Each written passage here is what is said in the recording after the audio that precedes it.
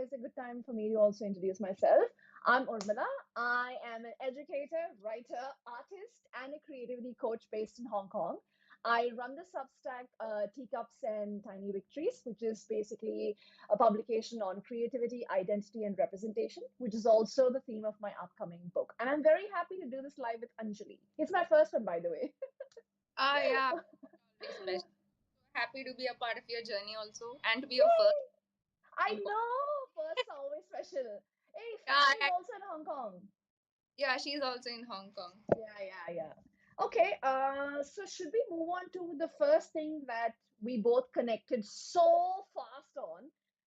Yeah, That's travel and creativity. I think Anjali and I hit it off instantly.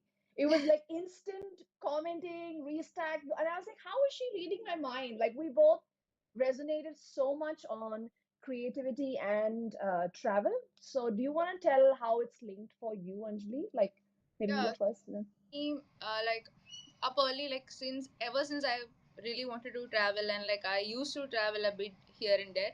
So mostly when I'm wandering, like I'm meeting a lot of new people. That is like I'm getting a new bit of new stories, and also like it helps me open like more diverse into things much broader.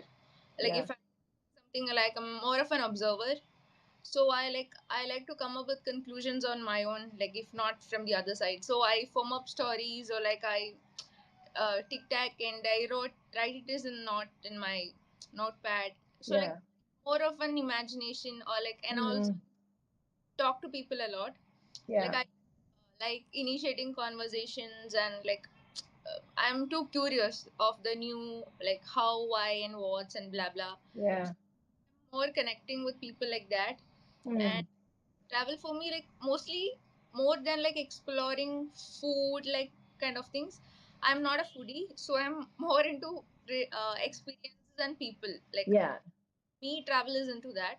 Mm-hmm. And so creativity, like ever since I don't used to really go with my I'm not travel much with my notepad. Like most of the times, like it's just my notepad on my phone. Other than that, like it's nothing. Yeah. I don't usually carry a notebook, or it's been Yeah. very like just 2-3 times that I've carried. But Yeah. other than it, for me it was all in my head, and I used to jot down ideas in the notebook, and Yeah. like and that's it. Yeah. Yeah. So, and also like when I come back, like, or when I return from my traveling, like I used to get a lot of stories, like, Mm, and I am like a ton times bigger with ideas and things. So it's like yeah. maybe it's my call, or like maybe it's somehow makes me a better person, as in with my Yeah. words, or my imaginations, or yeah, and that's Yeah. what like the best out of it. Yeah. I think we have two more people who joined. Jasmine, hi. Lakshit, hi.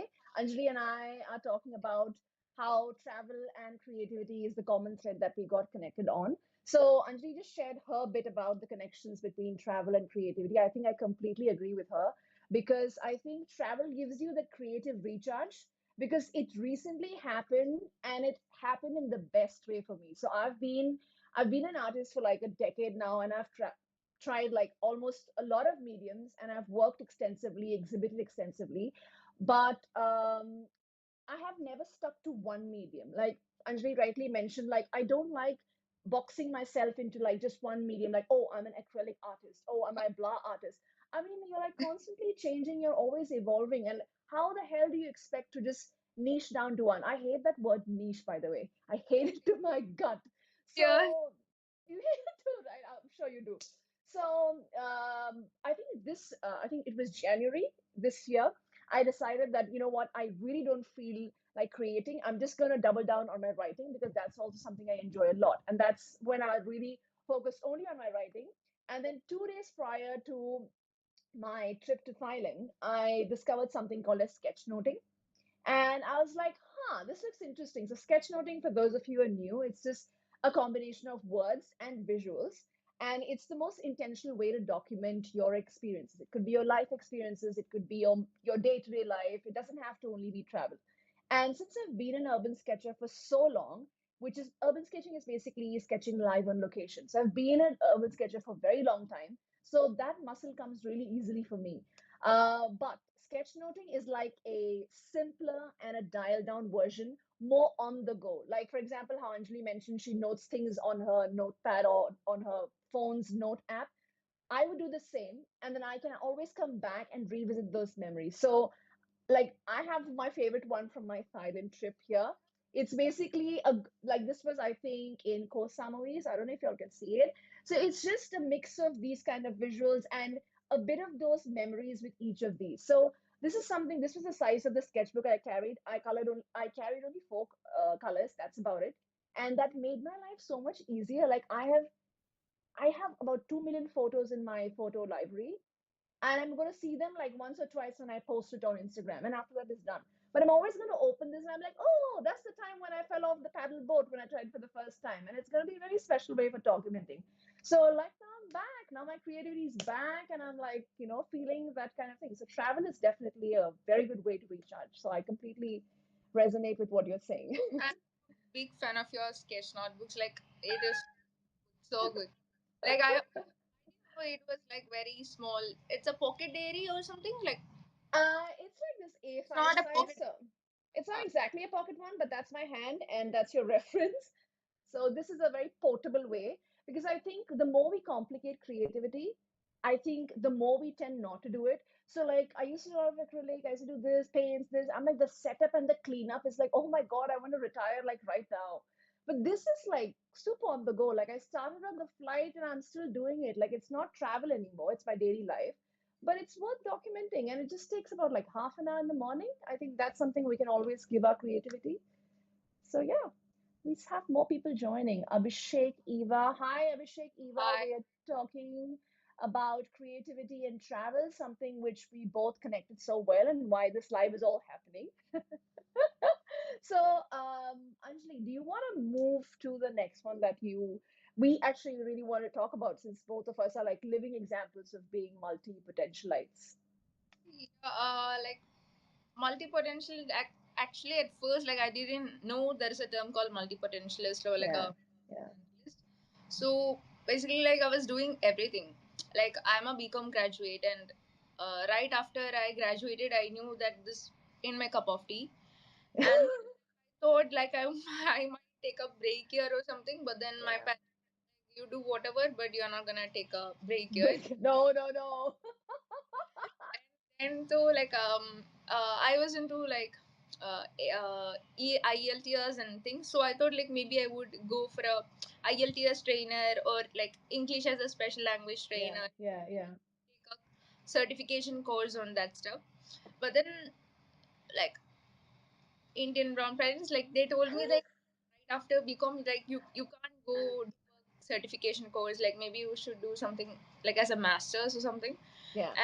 And that's how like I didn't had zero clue. Like I had zero clue. I didn't know what to do. Like I was just stuck on crossroads. And then that's when my dad gave me this newspaper ad of this college.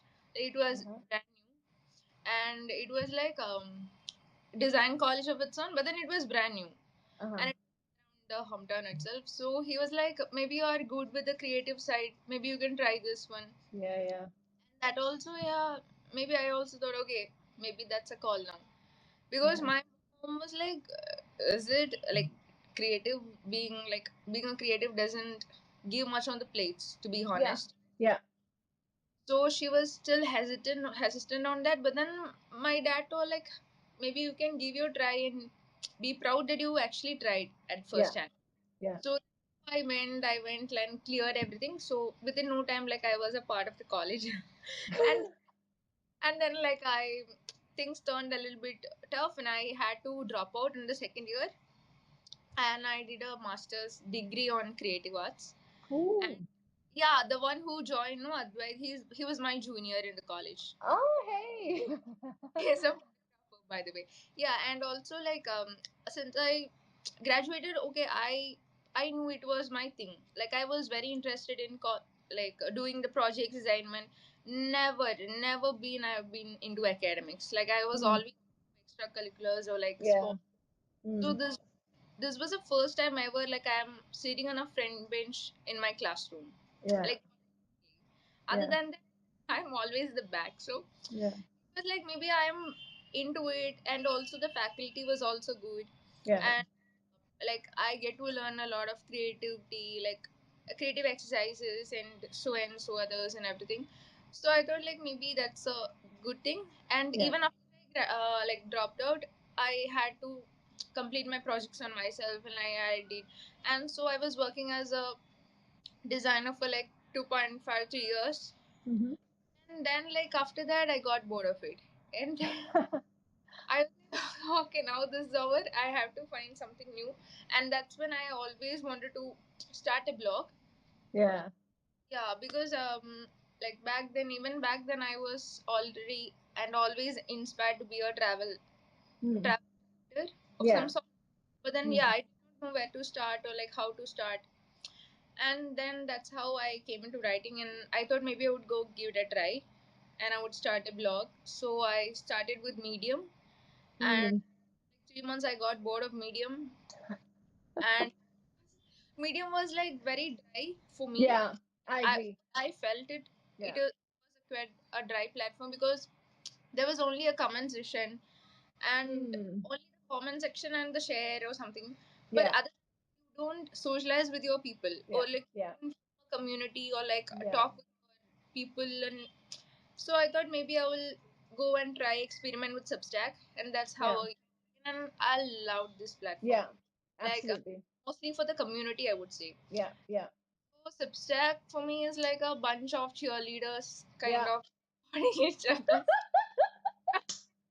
Like I got a lot of new friends. Yeah. So this girl India, she was from UK, so she came to Kochi, and like we were planning to meet each other. Like she was a Substack friend of mine, and What? it was like very random, and instantly like I got many people like so and so. It was like a Wow. networking site for me also. Wow. And so it was like, oh yeah, good to go. And also, yeah, it helped me read also, start Right. return to Right. Get back to yeah. reading. Yeah, and also like maybe I thought like I would start selling my little bit of digital art also, by the way, so that I Right. could Right. everything like a artist, writer, Right. Right. designer at times, like because I'm still freelancing. So Yeah. yeah, we don't really have to put ourselves into the In label. one thing. Yeah. Even I also don't believe in such. So Yeah. even Yeah. I still have the struggle of doing that, like not knowing what, or like the inability to figure out things and so Yeah. much. But then, other than that, I love the freedom that it brings me. Yeah. Absolutely. Yeah. And how is it for you? So before I get into my story, I wanted to say hi to Deanna and Lisa and Bella. Thank you so much for joining us. We just finished our introductions and talking about how travel and creativity was our jam, and we absolutely bonded over it. And Anjali just shared her story about being a multi-potentialite, as I am. So my journey is also, of course, I also have Indian parents, so we have a bit of overlaps there. So like my graduation, oh my God, I can't believe I'm going back in time. My graduation was in computer application Oh, because, yeah, because I left home when I was 18, and my dad is like, I am not paying for an arts degree. Hell no. So he's like, you are not doing, I'm not paying for an arts degree outside or whatever, you know. So I was like, okay, fine. So computers was like a midway, and it's now such a stereotype. Like every brown person has a computer background. So IT, yes. So yeah, so my bachelor's was in computer application. Then I did a post graduation in computer application, and I was like, oh my God, I'm getting myself directly to the door of hell, you know, because 1 year, I think 1.5 year into my corporate job, I knew this was not for me. This was absolutely not for me. And then you do have that guilt, right? Like that sunk cost fallacy, because you've spent years and resources and your parents' money in that degree. So gosh, that guilt was like, oh my God. But then I was like, okay, so now that we're both Indians here, so we can really say this there. So the respectable professions are engineer, doctor, lawyer, and then perhaps teacher also. So teacher was like, okay, teacher's like respectable. Still not like the creme de la creme, but still, yes, teaching is still acceptable, right? So I got into training and teaching because in my corporate job, I was doing corporate training. And from there, I knew, oh, I can yap my mouth and people will listen. So I was like, okay, let me get into that. So from corporate training, I got into training graduate students. Then I worked in universities where I had the best bunch of students. Like, I wish I sent my invite to my students because till now I'm in touch with them. It's been so many years. So I taught undergrads for business communication and management subjects. I was teaching in the media university, and it was a fun batch. When you mentioned about how you got interested in creativity because of your teacher, I completely understand because I've been on both sides. Like, a teacher can really mess a subject for you or make a subject for you. So being a creative person, though I was a creative in closet back then, but as an educator, I always encourage my students to be very creative. So my assignments used to be creative. They had the freedom to choose their assignment, their type of assignment. So um, so that really worked well. Like, I had the best rapport with my students because I made sure that I was not the teacher that they would talk about in a live, that, that teacher killed my creativity. I didn't want to be that person. So yeah, I had the best time teaching. And then when I moved to Hong Kong, I got into the Education Bureau of Hong Kong, and I started teaching a different age group. So I've taught basically all age groups from kindergarten to working professionals. Oh, That's nice. my, yeah. So I mean, I think, like, if someone would say that, oh, you've taught all age groups, that really shows that I can adapt to whoever is the audience in front of me. And it takes a different skill set to handle each crowd. Like, I have taught primary kids and I had fun, trust me. I've had the best time there. And I've taught graduate students also. So it's a different skill set. And it's fun to see how much you can get creative with what you do with your class. So no matter the age group. So that was that. And then I have always, once I think when I left my university teaching job in India before moving to Hong Kong, I got introduced to urban sketching. And No. that's how I got back to my creativity. I was really lucky to go to another workshop where the teacher had a very open mind. She was like, please dump your eraser right now. You're not using erasers. Oh, that's nice. Whatever mistake you make, you're going to get creative and work around it. And that's how I developed that muscle. So I think that was back in 2016 or 15. So 10 years of developing that muscle has really served me well. It can really make you go and think that, oh, I've messed up, but I can work around it. Gives you that confidence. So it was urban sketching. Then I think urban sketching was my way of integrating myself to Hong Kong. I had different exhibitions here. I did a lot of commission work, and then I did my okay, and then all of this was happening, and then COVID hit. Yeah, okay. And when COVID hit, the situation in India was really bad. I couldn't really go back home for, I think, 2 years or something. And I was like, what can I do? Like, my day job is of an educator, a teacher, and I was making a lot of art during COVID because we got a lot of time. I in fact enjoyed COVID because I could really have the time and the headspace to actually create because the world had come to a standstill. I didn't have that because Hong Kong is a very fast-paced place. So you constantly feel like you're catching up with things. But during COVID, there was no one in the streets, no one in the shops, schools were shut. I was like, yeah, everyone's chilling. So you kind of don't have the guilt of slowing down, which you feel a lot in Hong Kong, by the way. So yeah, during that time, I was like, okay, you know what? I'm gonna do an art fundraiser. That was my first art fundraiser where I put up my art pieces and people could pay whatever they want, and I would send all that money to COVID relief in India. And that was the first time I realized that I can make a difference even with my art.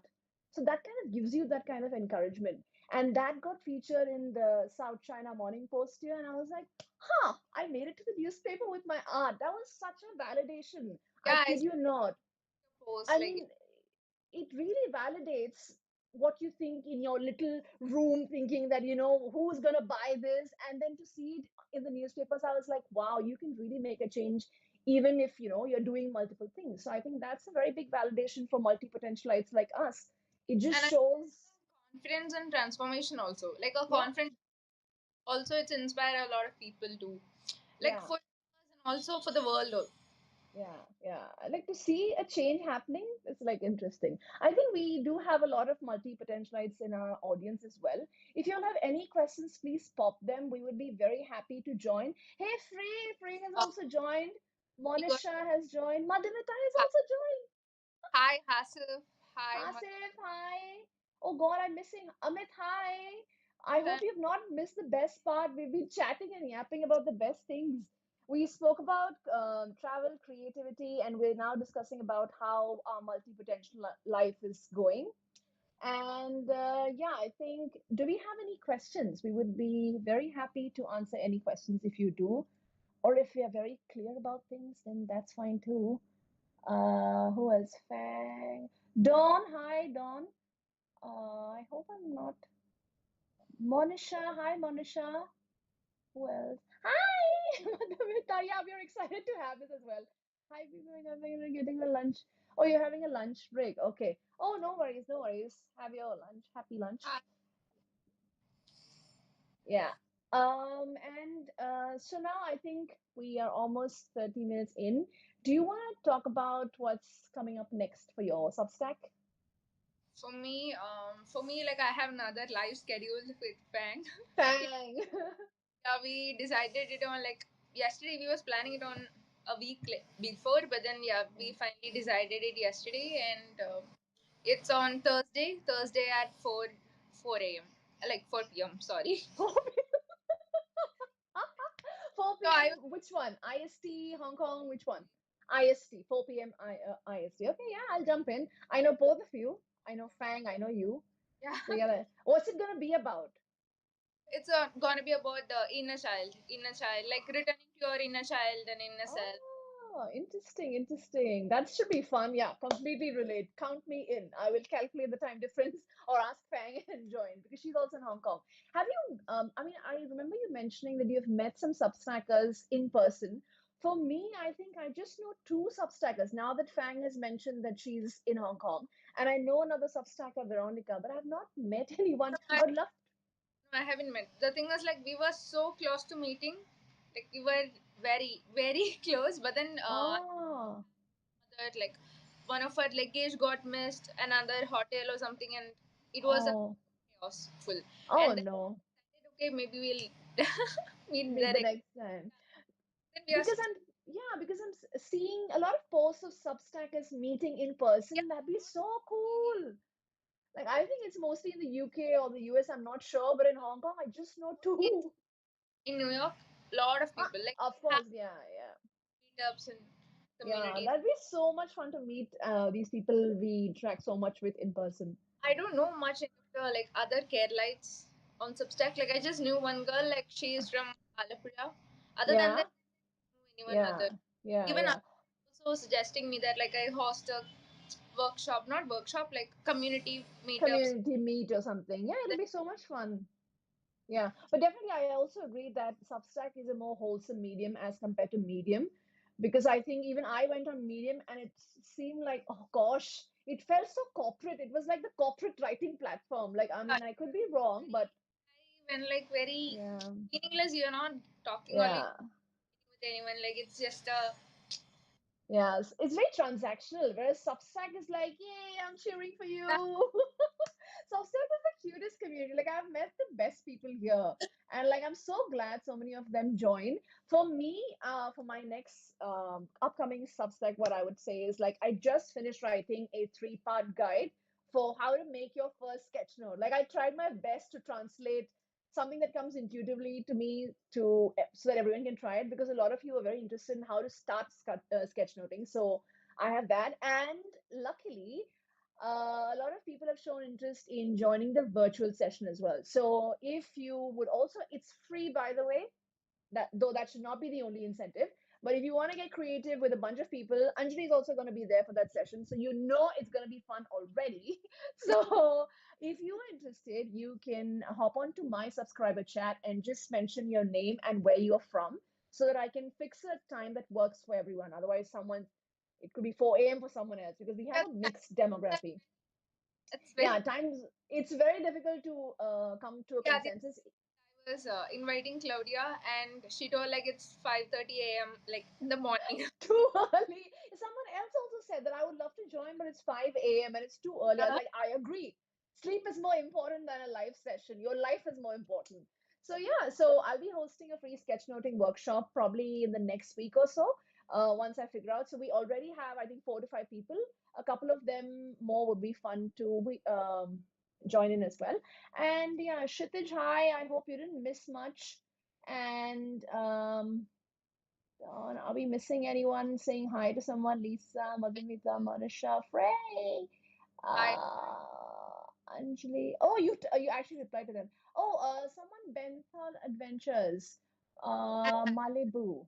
Malibu, someone has also joined. I hope I'm saying the name right. I hate when people mispronounce names. I hope I'm not the one doing it too. Okay, I so with name, so yeah. yeah, I know. So thank you so much for joining us. Anjali, anything else from your end? No, and also like congrats on your guide. Like I'm looking Yay! I know. for the session. I I And really wanted to make it as easy, you know. what? I really wanted to make it like easy and like accessible for everyone and excited for everyone. It'll be a fun virtual session to sit and do it together. Yeah. It'll be fun to do that. And yeah, I think, sorry? Yeah, it will be fun. Like of course you don't have to even ask. Yes, the two of us in one chat. It's gonna be fun for sure. Yeah. I just hope I can work out a timing that works for everyone. And some connectivity issues. Yeah, yeah, sure, sure. We're also towards the end. So I think that's it from us. And I can't thank the 24 of you who joined us to have fun. And I hopefully it's inspired you a bit to take new travels and feed your creativity and also not feel guilty about being an octopus or a generalist, like Anjali says, you No, know, or a no, I multi-potentialite. on a like story, Substack story. I think it's Dave, someone like I forgot his name. Yeah, Uh-huh. he like had this term octopus generalist, and Yeah. like yeah, it's true. Yeah. I think it's quite relevant in these times as well. And yeah, Lisa says, see you at the sketchnoting session. Uh, Yes, Lisa, you shall.